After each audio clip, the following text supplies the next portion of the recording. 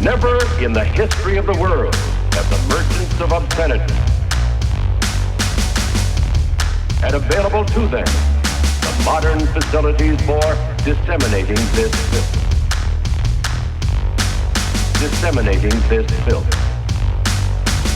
The onslaught of the communist masters of deceit. Pinko, Commie, Slutz. Pinko, Commie, Slutz. Pinko, Commie, Slutz. Pinko, Commie, Slutz.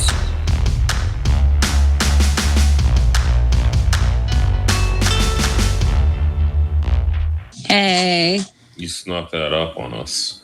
Oh, yeah, I didn't announce that I was ready to go. I was out like a pre-pandemic person. Oh, no, Steve. I know. Did you watch the Bo Burnham? I have. I'm annoyed because I feel like some other people have already talked about seeing it as referential to Plato's analogy of the cave. I mean, I wouldn't necessarily call it that, but, whatever. I mean, I'm not going to bite a podcast I follow that does stuff about classics, etc. Pointed it out. I think it was actually intentional. So Yeah, I mean, sure, but I don't know, vampires are afraid of the light. Is that an allegory to allegory of the cave? Well, I mean, we had a very literal, things being projected on a wall and, questions about perception and reality. Yeah, I guess. What are we talking about? Steve, Hey. I was seeing if Marlo had watched the Bo Burnham special. And Yes, I watch things. he did, for once. I watch things all the time. And I was just expressing my support for pointing out that he seems to be somewhat referencing Plato's allegory of the cave with the structure of the special, which the people over at Ship of Theses podcast, which is a classics podcast, pointed out in a thread I retweeted. So if you want to go to my Twitter and see that. But yes, it's more than just a vague notion. I think it's quite compelling. But I think I'd rather talk about the leftism in the special here with y'all. If Steve, did you watch it? I did. So I want to say I'm not a huge musical comedy person, but I do like Bo. First things first. Did you feel like it was worth the watch, or did you feel misled? Marlo? Yeah, sure. I hated it. I hated every second of it. I thought it was okay. So we have the full spectrum. Mm-hmm. So what did you hate about it, Steve? I don't like the musicalness of it. I thought that the skits were self-referential porn, process porn. Yeah, I mean, I agree with your characterization of it. I just thought it was fine. It wasn't the right medium for what he was going for, and it didn't really hold your attention, as he almost referenced throughout the entire thing. Oh, are you bored yet? Are you on your phone yet? I was trying to decide as to which kind of format would be better, and I kind of landed on YouTube video series where he did a song per video and have that be the, medium that it came out. But I think there was a cohesive meta-narrative above it that justified it being a singular. Right, and that's what I didn't like about it. I didn't like the cohesive meta-narrative that kept all the pieces together. I thought it slowed it down. It made it so that it almost seemed necessary for him to have the self-referential pieces to describe the way in which he made it. And it reminded me a lot of I Love You, Honey Bear by Father John Misty. Which you loved. Which I loved. And part of the reason why I loved it was because it was tracks that you could skip or go to. And it wasn't just a singular piece that was like a comedy special. It was 12 tracks put side by side. Well, okay, so would you not have loved Honey Bear if it was on vinyl and it was harder to skip tracks? Well, no, it's also because I like the music more. I was just not into the musicalness of it. I wasn't into like the super campy. Even some of the music though reminded me of a lesser version of Father John Misty, where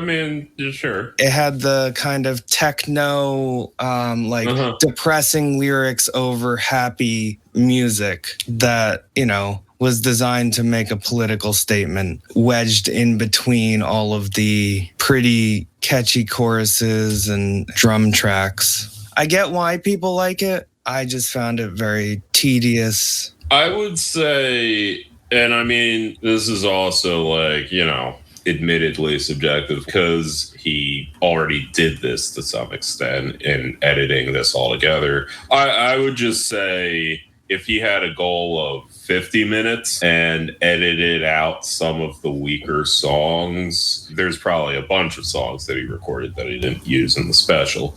Like if he was like, I'm not going to make a 90-minute special, I'm going to make a 50-minute special. And so that's how the caliber of songs that I'm going to keep are the ones that would fit into this shorter time slot. I think I would like it a lot more. Yeah, I didn't love it. I thought there were some weak parts. I kind of thought the sort of meta-narrative was the stronger part. Like my biggest complaint is I think some of the songs just didn't land as much. The Instagram one is just damn, I saw this fucking YouTube video in 2014 and I don't even remember if Instagram was a thing in 2014.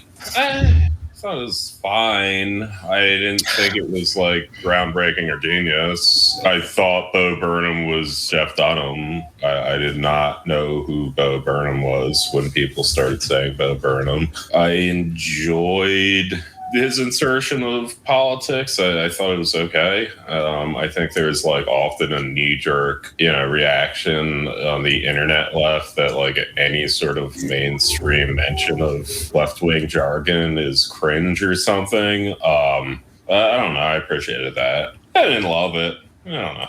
Either of you familiar with Bo Burnham before this? Yeah, absolutely not. I thought it was Jeff Dunham. Okay. I've heard his name. I've checked him out, and I know that he did musical-styled comedy.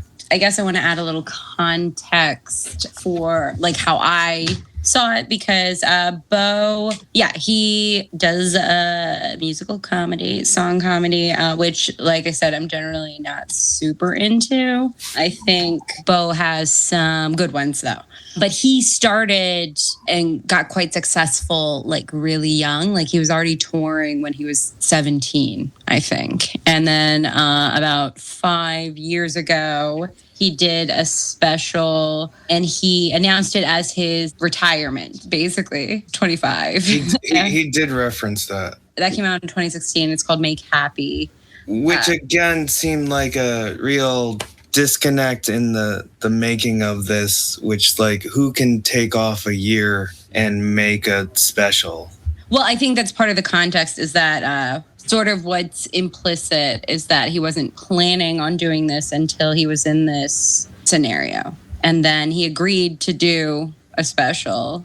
And I mean, I got to admit, I did quite enjoy his use of the one room and the projector. And yeah, I did as well. I actually really liked the production on it. Yeah, that developed through. I did you can quite tell that it was just him setting these things up. Yeah, I mean, that one song where he was doing the rotating light with his iPhone, simple, it worked. I liked it. Mm-hmm. Yeah, where he's turning 30, that song. So I don't know. I guess it's in a certain context for me where I can sort of compare it against, what I know of him before. The part. I thought you were going to say, is this dude Nanette? That is the topic at hand on the internet. A comic I know made the point on Twitter, which of course stirred the never ever simmering. Yeah, it might get quiet. Yeah. The Nanette pot. It doesn't matter that Hannah Gadsby put out a whole another special subsequently, etc. Nanette will never stop being a polarizing event.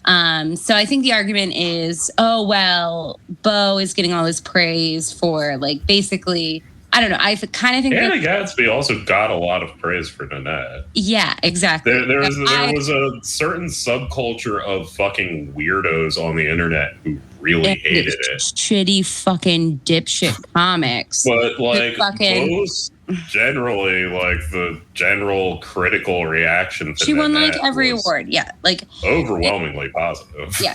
But what is being spoken to there is that there is a ton of people who were like really hostile about the idea that Nanette was comedy because there were sad parts. So I guess that's the parallel people are drawing. They're like, oh, there's sad parts too in this. And yeah, sure. I mean, like, I'll say if I was judging it as a stand-up special, I didn't fucking laugh, like, at all. You know, if that is the line that I'm gonna, like, I had some light chuckles here and there. I sort of decided that, oh, I guess that's not exactly what he's going for, and so I'll try and appreciate it for what he's doing. But yeah, if I was to generally judge it like, oh, this is a new comedy special, which I would generally say, is it making me laugh out loud? Yeah, not really. Well, that's part of my problem with the form that it took, or the content and form, because it's marketed and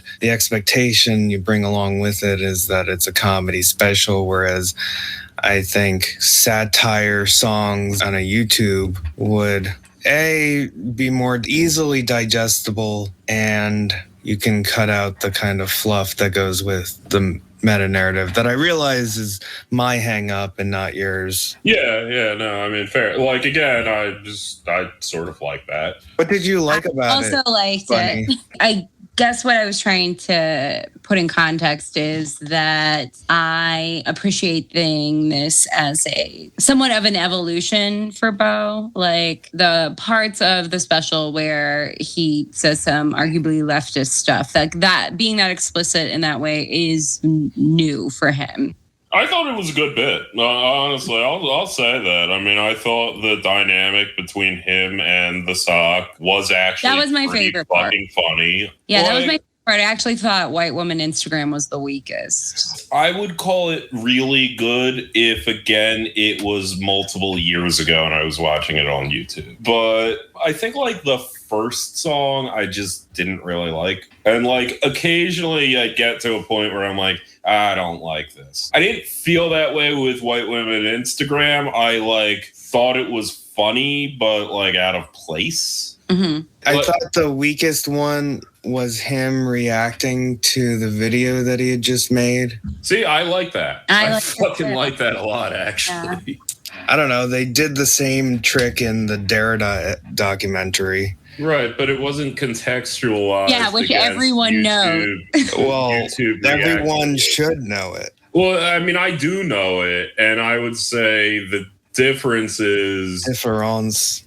No, in this case, it's just the difference. It was a joke. Yes, no, I did appreciate the joke. The difference between the two is that this was very specifically a genre parody of that didn't exist at the time that the Derrida thing was made. So, yeah, I've seen it before, and the idea of a recursive thing is not new, but I don't know. It just seems cheap. A lot of the self-referential stuff seemed cheap. And every time that there was ever like a process thing where he's explaining the process and then having to go back and like reevaluate the way in which he had just done the thing that he just did, it made my brain turn off and made me not want to continue watching it. And that's surprising because I usually really like tedious, artsy bullshit. You also like shitty musical comedy. What the fuck's that guy's name? Oh, Stephen Lynch? Yeah, you fucking... Well, I will say this. Going in cold, I expected you to like it. As I was watching it, I was thinking to myself, Steve is going to fucking hate this. like going in cold just because, like, I didn't know anything about Bo Burnham and, like, apparently it's, like, a comedy music guy. I, like, figured, like, oh, yeah, it's kind of more Steve's wheelhouse, like, with Lynch than mine. And Flight of the Conchords. Yeah. I mean, like, you actually generally like musical comedy. Tenacious D, all these. Well, musical... yeah, I mean, Tenacious D's. But yeah, I mean, yeah, you're generally a musical comedy dude. What about it did you think that I would hate about it? Everything that you've mentioned. No, just the, like, hyper self-awareness of it all. I did actually, like, have that thought. I'm like, Steve is going to think this is stupid. It just reminds me of 80s videos where they just discovered that you could do this. And it was like an Apple, like a giant refrigerator Apple computer that discovered that you could. That's part of the framing here is that he's doing it himself by himself. Like the real problem of this that we're like gonna like continuously talk past each other is we kind of all agree what the thing is, and Steve just doesn't like the thing. I think the thing is okay, and Bunny, he sort of likes the thing. So, I mean, like, you know, and it's cool. I'm not like, yeah, I can respect that. Like, there's times where I'm in Steve's position. I think he set some goals and ideas, and he accomplished those goals and achieved those ideas. And Steve thinks the goals and ideas were bad. It reminds me of like a grad school project, but like a really long grad school project. It is very knowingly kind of pretentious, and it doesn't completely earn its pretension. I think it was okay. I don't know. And I will say that it's like, it is interesting to see grad school level, you know, art projects make their way into a Netflix produced special. Yeah, Adorno would fucking love this. Adorno would, by fucking love, I mean fucking hate this shit. And usually when that happens, it's like by somebody who gets a far bigger budget to do a lot less with more talent than they let on. And it's sort of like if 70s New Hollywood could somehow operate on like a 10th of the budget. Yeah. Yeah. And I'm not quite sure I understand what 70s New Hollywood is, but it was just a time in the 1970s where the studios were like, you know what we should do is we should just give unlimited money and time and no oversight to super talented directors and just let them do whatever the fuck they wanted. And yeah, you know, Francis Ford Coppola, early Scorsese, few other people I couldn't fucking name, and like the film snobs will hate me for it, make these movies, and they just got increasingly more bloated over time and like up their own assholes. And then in the early 80s, the studios were like, we've lost all of our money and I didn't notice because I was doing cocaine this entire time. We need to put a stop to this. So that was, the New Hollywood. It just is like this very free-flowing, let the artist be the artist. And it just seems like with shit like Netflix and stuff, you can kind of have major backing and distribution for these sorts of projects, but without as much investment from the studios. And you guys like the insertion of the politics? You know, I don't really see it as an insertion or a tack on or like something that's trying to intentionally mine. Like, I guess I meant the jargon. I know the whole thing is political and, you know, everything's political, Deleuzian territorialization, but like the inclusion of the jargon seemed like a very noted and premeditated idea. Well, and it's, you know, which added to the graduate level kind of reading level. Sure. I mean, I'm just of the sort of mundane point of view that mainstreaming that kind of framing is positive. It's not as if Bo is known as a leftist comedian or even a particularly politically involved one. So I do think that's good. I also think he's been off for 4 years. He's successful very young. You know, he's self-referential in that way that he's like, I'm calling out how I'm privileged, but that's also a privilege. Which I also hated. Or of blah, blah, blah, but it's reflective of a thing. It's not like, I don't know. So I didn't see it as a put on. I mean, the sock part was my favorite part. I didn't see it as a put on either. I thought it was a choice, and I thought it was, this goes back to Marlo. I thought it was a bad choice. It reminds me, I think I heard somewhere like that, you know, comedy was going to end up being not people trying to make people laugh, but people trying to make a statement. And this very much felt like it fell into that category of... See, I disagree. I think I come across a lot of making a statement masquerading as comedy. And I do feel, to call back to Nanette, the fears of this are often overblown and overrepresented. Just like the shit about cancel culture. And shout out to Cat Williams for having a correct idea about cancel culture. Oh, really? Yeah, Cat's kind of... Cat Williams finally say something that I didn't hate. Cat Williams is good. He was essentially, you know, like, fucking cancel culture doesn't exist. He's like, half the shit people call cancel culture is just like making excuses for old shit. It's not like people are pushing whatever. Look it up. It's on fucking Twitter. Well, Seth Rogen also better. said something similar. Yeah. I'm at this point ready to take a bullet for Seth. Just gotta say.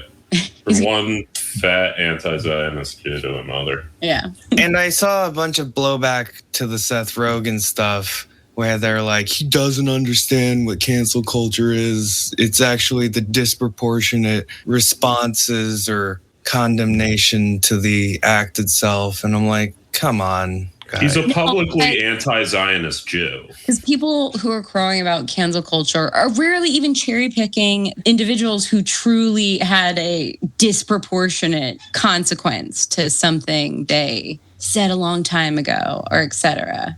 You know, most people whining about it are like, why can't I call people gay slurs anymore? It's just jokes. You know, again, I'm really talking from a comedy-centric perspective. Oh, I mean, Jerry Seinfeld's whole thing is like, my daughter thinks I'm lame, and that's somehow the liberals' fault. Well, no, he got mad about people not liking his joke. About the gay Frenchman. About the gay French king. Whereas if he understood the kids today, he would have like thrown in the words ancien regime and actually gotten laughs on.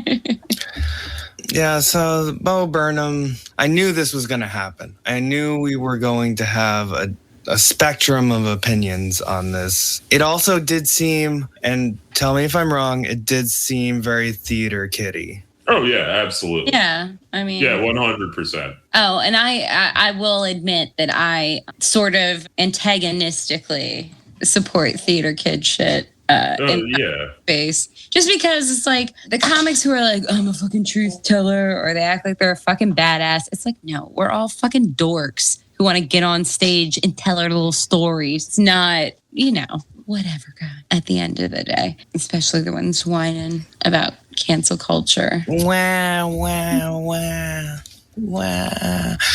I mean, cancel culture is being blamed for so many things these days. Yeah, well, now they're like cancel culture, and they're tying it to critical race theory. Critical race theory? Yeah, and then they're like sending questionnaires out to like professors in schools and being like, do you or do you not teach critical race theory? It's bad. I mean, originally I felt like it was tied to Hollywood. Hollywood liberals. Yeah, Hollywood was the space of cancel culture, and now it seems to have moved to college students, hackers. Well, now it's its own tulpa, you know, like it's like people have thought about it enough that it's its own weird ghost entity just existing in the ether. It doesn't have to be a real thing in terms of how anyone's conceptualizing it. It's now It's just liberalism. That's all it is. Is just. I mean, like, it's repackaging of political correctness from the 90s. Yeah. It's not whatever, but which was also liberalism. That's all they were talking about. I don't know. Conservatives don't like liberalism. That's it. That's all they're mad about. And some are more authoritarian liberals than other, or whatever authoritarian means. However they perceive authoritarian, which usually just means like the free market at work and consumers being mad that celebrities are shitty. Seems. I mean, I'll again say that, of groups that have actually been victims of cancel culture, anti-Zionist Jews are probably the ones who have actually faced real consequences, or anti-Zionist generally. Because Zionists are the true cancel culture wielders. Yeah, read about the Nakba. They canceled an entire ethnic group that wasn't cleansed. I think we've talked about, and I don't know how authoritatively I can talk about this, but it does seem like Zionists were the originators of identity politics. I mean, I would just say that, like, if you look at Zionism in terms of how popular Garveyism was at the time, like in the early 20th century, it's really just the, like, liberal nationalism that could. Yeah. Like, I mean, there was a time a long time ago where the mainstream white liberal opinion was send the blacks back to Africa. But there was a time where there was a very mainstream left-wing, very black movement saying, yeah, we need to all go back to Africa. Yeah. And the fact that as the idea of black liberation is not mainstream today, that it eventually lost favor, is total happenstance. And like, that's, one way to understand Zionism is, it's like if Garveyism just happened to never die out and instead continued to get more and more mainstream. I don't enjoy it continuing to be a topic at hand on Front Street. And increasingly, I am seeing people feeling the need to pivot to making sure people know that they're against anti-Semitism, right? Because that's the narrative the Zionists kind of want. Yeah.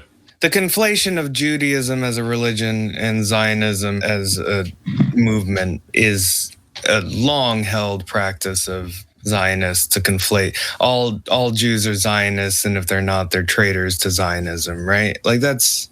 Yeah, it's also, I mean, some very clear equivocation of now every time you talk about anything happening in Palestine, you need to also spend an equal amount of time discussing that Eve Fartlow was called Eve Fartlow because they're the exact same fucking thing. Like that, I mean, that's really what it is it's a rhetorical time waster. Yeah.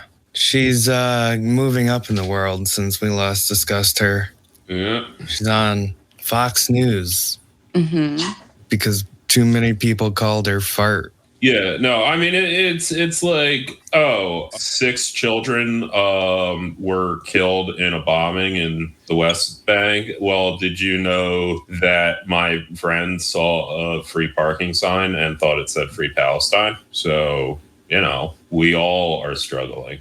Did you see that he's back? The person to save us from all these SJW cancel culture nerds? Donald Trump. Yeah, I missed that. What happened? He gave a speech in North Carolina teasing yet again that he might run in 2024 and claiming the election was fraudulent. Who is this? Donald Trump. Who is that? Nobody knows.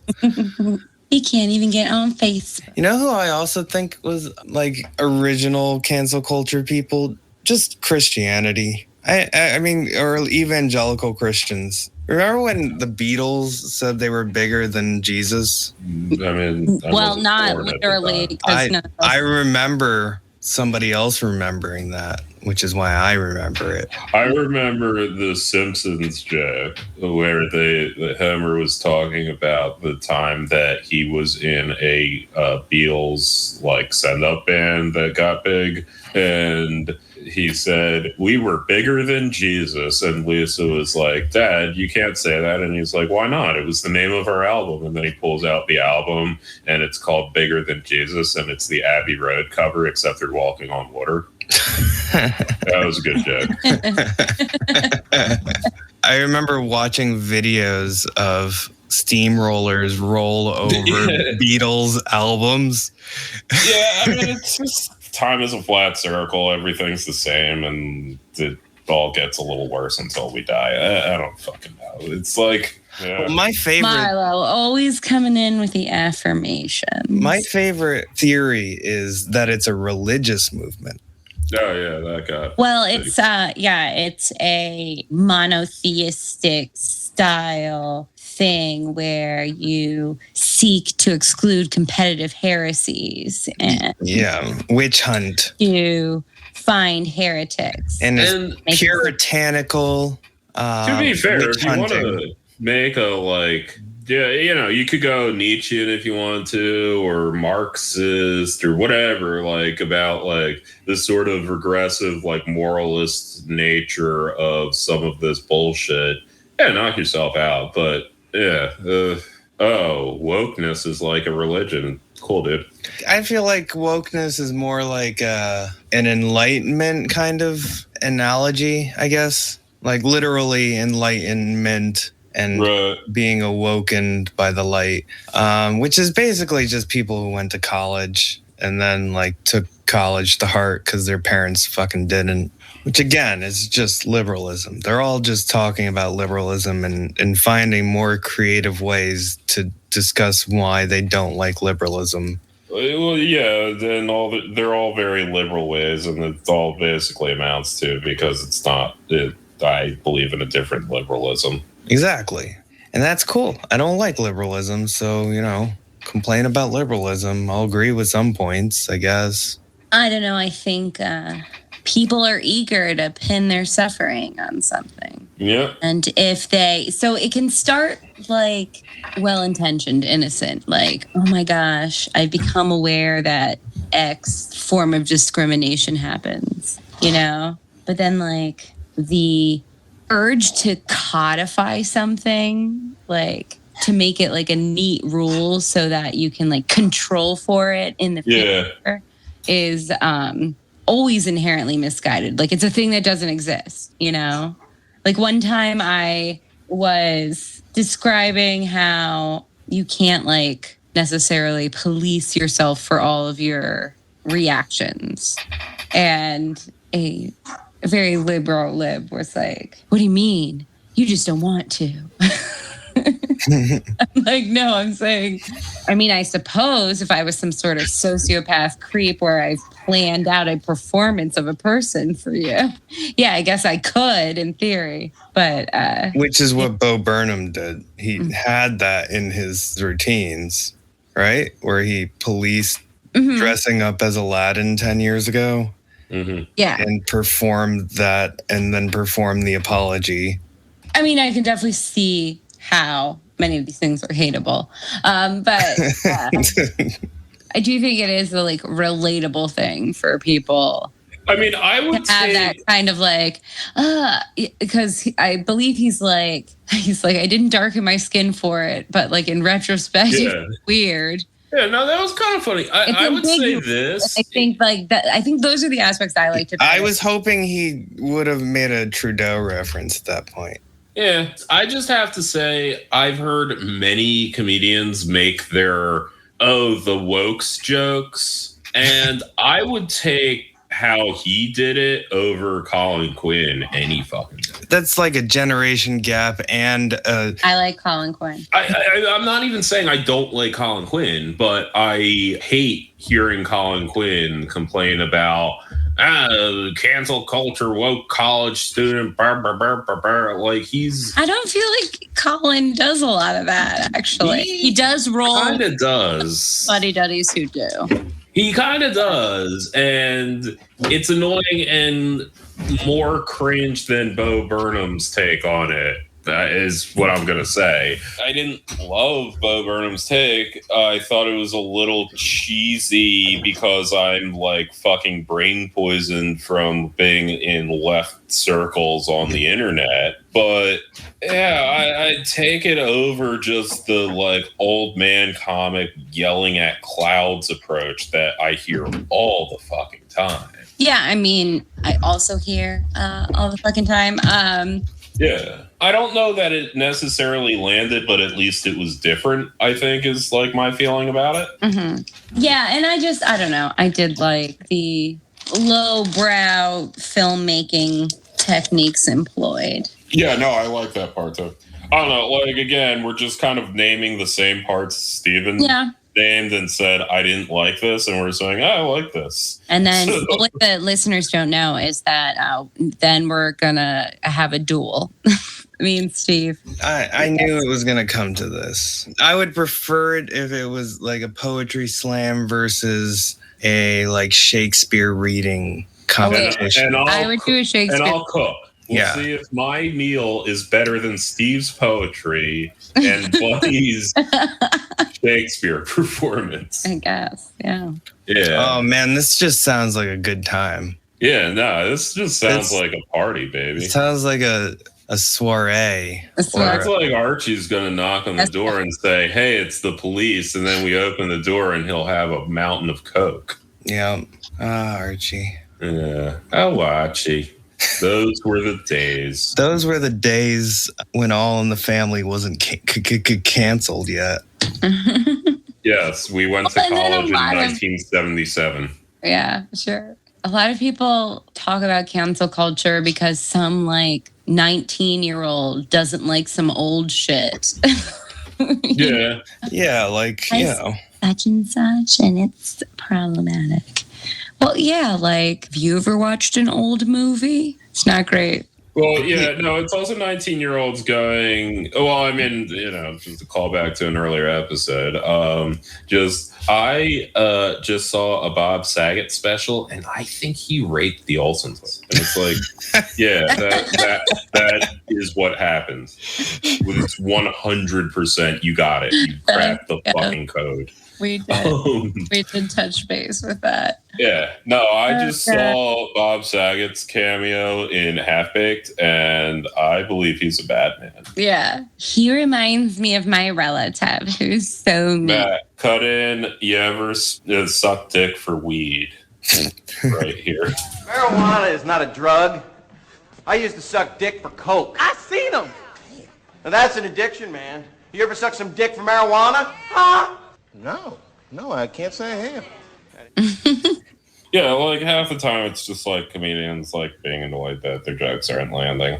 Yes. But also, it's a narrative that a lot of comedians themselves have gotten caught up in. And they're like, I am fighting the good fight by insisting I can call everyone a cunt.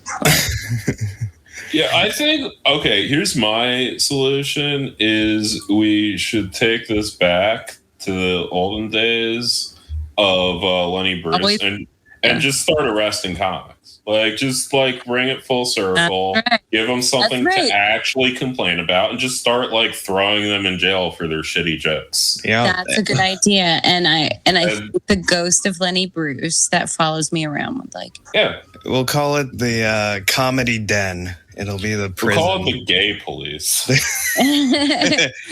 You're under arrest for being gay. Pull over, you're gay. Oh, there's the police. Oh, they're surrounding Steven's house. No, Steven. They found me. They're like, you faggot.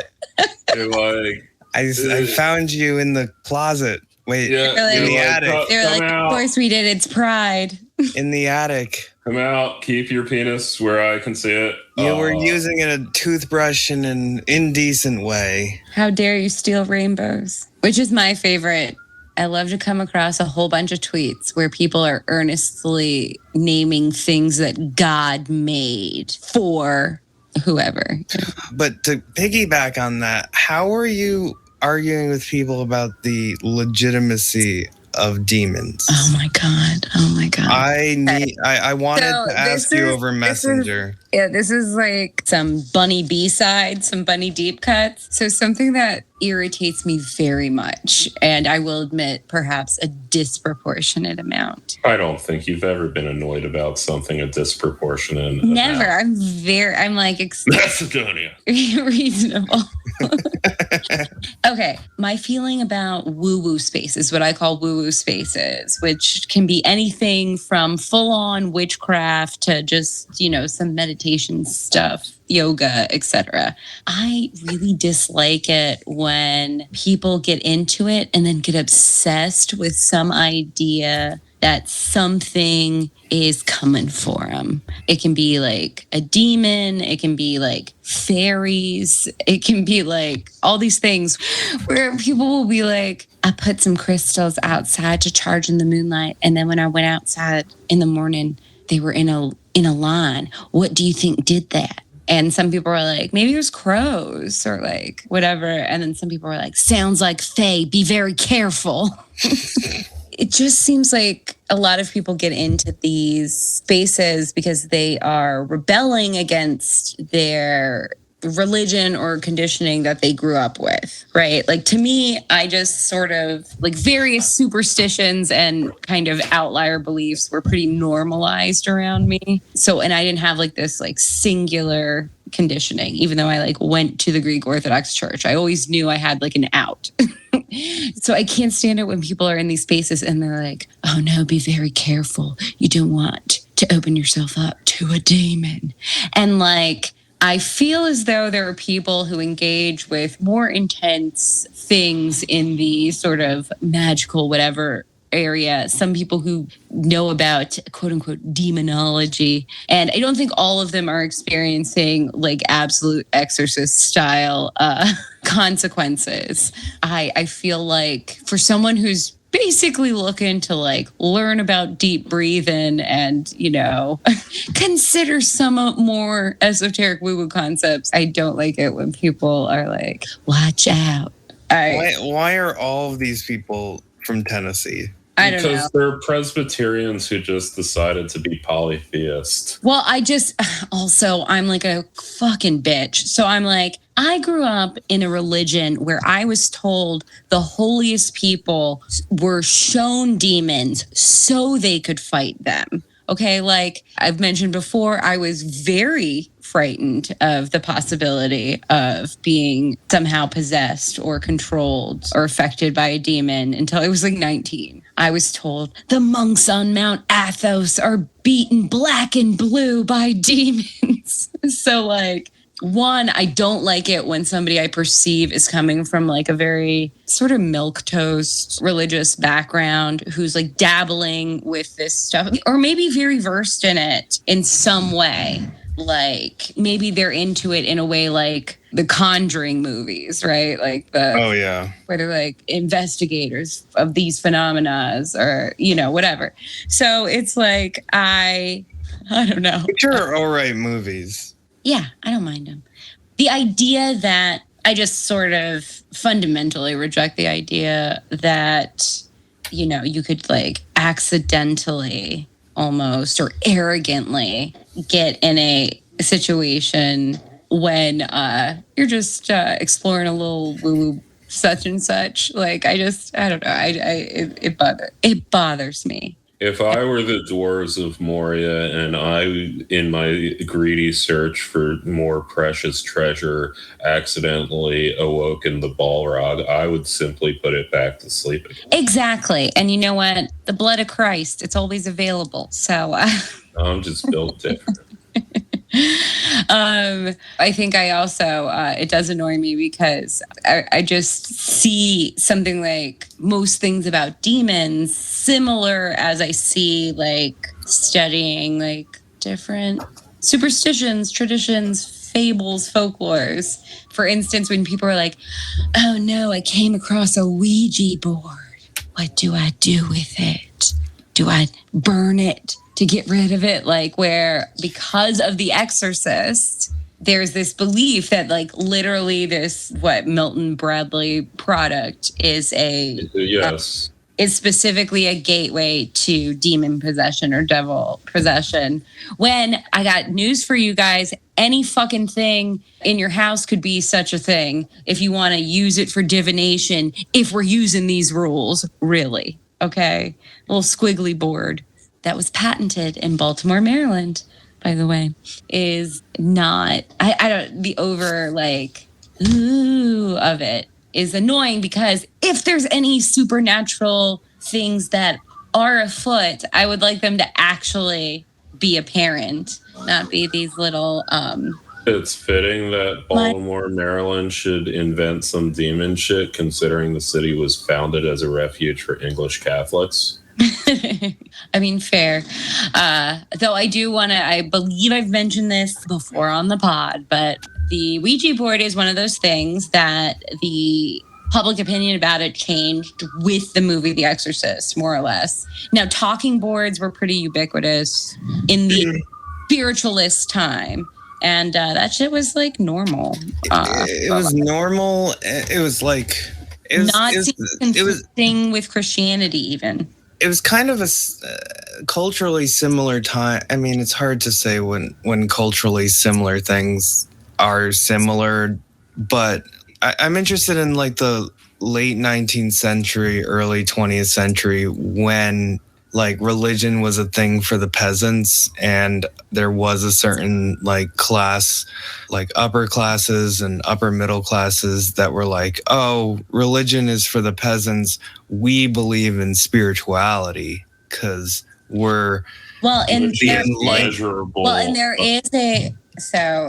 there is a time where among the aristocratic classes in the West, they are kind of gaga for all kinds of magical ideas, which kind Gandhi, etc. Which kind of culminated with Rasputin as being like the byproduct of that in Russia. But yeah, it was kind of all over Europe. There is also something very like second industrial revolution about a Ouija board as a divination tool, where it's just like, what's the most efficient way to short circuit the human's brain's like propensity to find patterns in things? I know, let's just put all the letters and a bunch of numbers on a board and come up with a semi-randomized way of like choosing them. And I do feel like a lot of these rituals that pagans and witches, like the Ouija board, come from that time period of like Wiccan was invented around then, right? Yeah, all of this stuff is pretty interesting and trackable. And then like one group was like, okay, what about all this, but it has to do with the Jews in some way, and then they invented Nazism. It was also like because of the effect of like Darwin and stuff, there was this like idea that you could like get to the root of things, you know? Right. And like the like advent of like, you know, Tesla level like cheap electronic devices that were actually like mostly experimental but usable. Yeah. I don't like it when people are like, be careful. But also, I will admit, I have a script about a girl who she gets fired from her writing job, and then she drunkenly makes a deal with a demon. And he's like, you got to write a movie about me. Okay, what about it? What about a Faustian Lena Dunham story? Ooh. I don't even know what that could be, but like, I don't know. Lena Dunham sold her right girls. I mean, it could be that stupid. Yeah, just a Brooklyn writer like sells her soul to the devil to write a middling but like somewhat well-reviewed like dry comedy about living in Brooklyn. She goes to the like Gowanus Canal at the Carroll Street Bridge and meets the devil halfway. Ooh, and also the devil is like dressed up like a hipster from like 2007. Yeah, with a feather in his cap. Yeah. Like that's their like Nick Scratch or whatever the fuck. Yeah. Oh, it'll be like Bedazzled, but with Lena Dunham. Ooh, okay. How about this? How about Nick Scratch, but like scratch marks because he does heroin? Oh, I thought because he's possessed, That also. No, like heroin marks. Repeatedly jabbing a needle into your artery. Fun. Or vein, I guess. The devil's on his back, right? I mean, if I were the devil, I'd do hella drugs. I mean, that's the old... Or is the monkeys on my back? That's the old phrase. Yeah, that's... I think in varying cultures, that means either I'm addicted to alcohol, currently drunk, or hungover, depending on what country. I thought it was heroin. Oh. Like, the monkeys on my back is a heroin reference. I'm a snack addict. I might be wrong.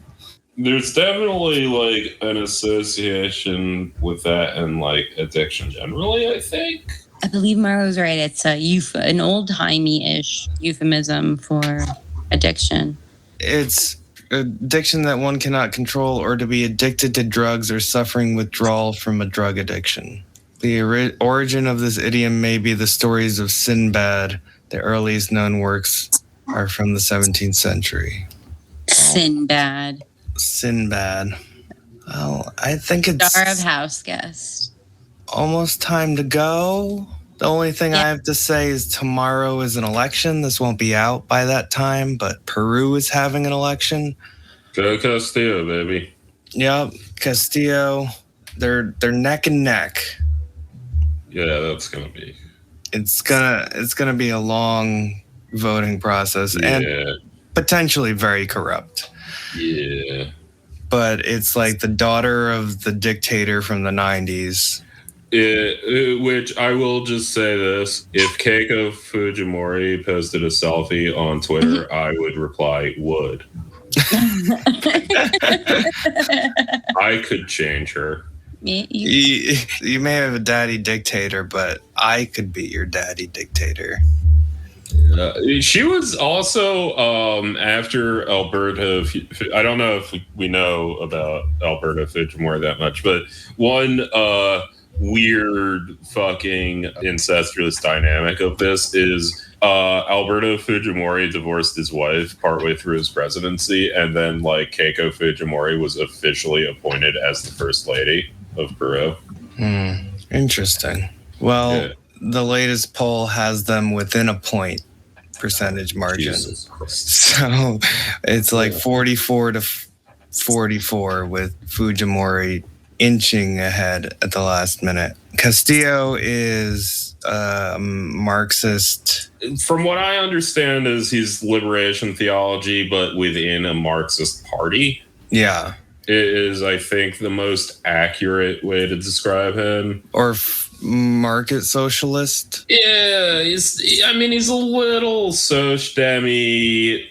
The party, like, officially maintains a Marxist-Leninist line that they don't really give a shit about, and he's, like, essentially left-wing Catholic. Yeah, and with that comes a lot of social conservatism. Which I'll just say, like, so does fucking Keiko Fujimori, whose dad was a horrific individual.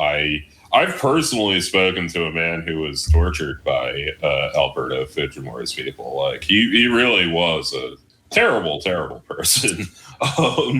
And his daughter should be in jail for the rest of her life. So, yeah, no, I hope she loses. All right. And Castillo is an ex or current school teacher.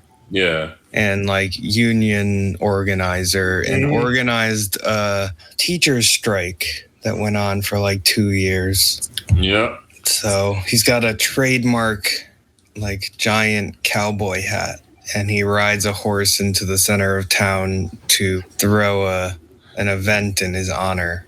One popular derisive name for Alberto Fujimori during his reign was Pinochet, which combines the name Pinochet to represent his authoritarian dictatorship nature with El Chino, which is the Spanish equivalent of Chinaman, to represent that he was Japanese.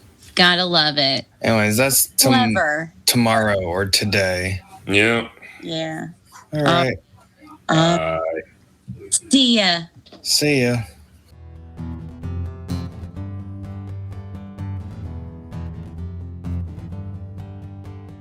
Ever since first man has walked this earth, I have been here to whisper seeds of doubt and evil thoughts into his ear.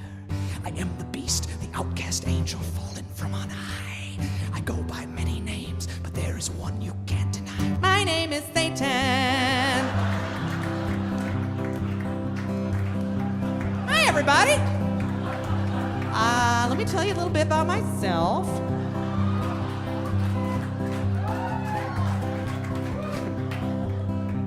My friends all called me Old Scratch, and I am a Capricorn. My turn-ons are romantic walks and killing the unborn. I've got little devil horns and a little goatee, little devil eyes to help a little devil see, and little cloven hooves make it kind of hard to ski. I'm Satan. Woohoo! Mephistopheles for some, I don't know. My real name is Beelzebub, but you can call me Beals.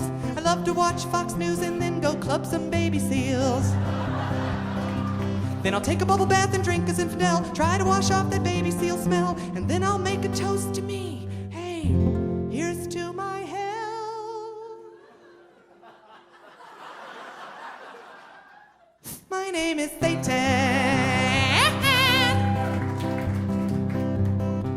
To carry on my evil ways, I went and had a son, and now he makes his living as a singing comedian.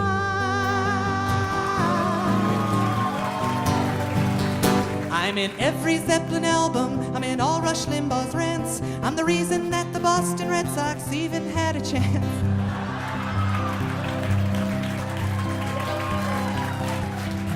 And if I want to eat your soul, I'll just throw it on the griddle. Don't need to make a deal, I don't need to tell a riddle. And fuck Charlie Daniels, I don't care if you can fiddle, I'm Satan. Devil went down to Georgia, he was looking for a soul to steal. Which is fucking bullshit, because I would not be caught dead in Georgia. Okay, it's like, oh my god! 666